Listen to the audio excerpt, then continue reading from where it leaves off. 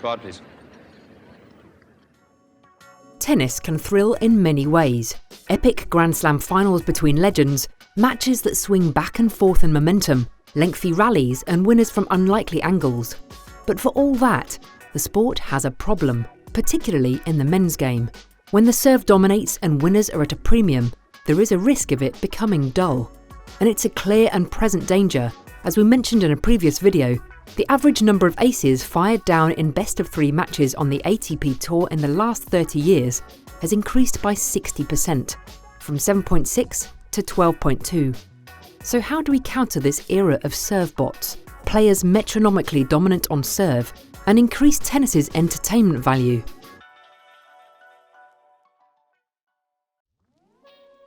In the last video, we put forward the benefits of physical changes to the sport, such as bigger balls, smaller runoff areas on the court, and moving the net posts to open up the angles for more creative shots.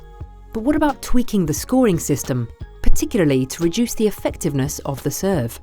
Tie breaks, for example, can favour the heavier servers. With a mini break, they need only hold serve 6 times to close out a set.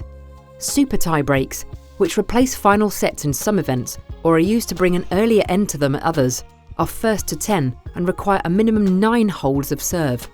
This does at least ask more of a big server and gives others a chance.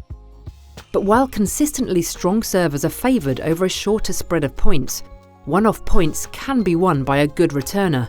So what about the greater jeopardy of making it game point at deuce, known as no-ad scoring? Not only would it finally end those games which swing between deuce and advantage for 10 minutes before the server holds anyway, it might produce more breaks, particularly if a player is forced into a more cautious second serve to avoid a double fault. With that in mind, should the second serve be done away with entirely? Well, in reality, if a player had only one attempt, it'd be the first serve that would be consigned to history. But perhaps that is what tennis needs. It would certainly reduce the dominance of the serve, something Rafael Nadal has spoken out about before. It would not be a silly idea, Nadal said, of abolishing the second serve. Players are getting bigger and the serve then becomes even faster. If in the next years you do not find a good solution, I'm afraid that in the future, sports will be only about power, and it could be dangerous.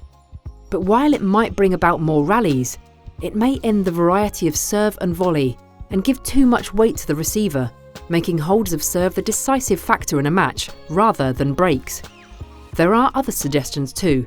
7-time Grand Slam champion Mats Wilander has proposed scrapping the servicelet, where play would continue when a serve clips the net and lands in. This would create a bit of added variation and reduce the power of some serves. Many of these ideas have been trialled at smaller or less formal events, but it seems not all of the tennis world is keen to embrace change at main tour level. But without some form of concession to the receiver, and creating more interesting rallies and options to hit winners, tennis is once again missing a trick.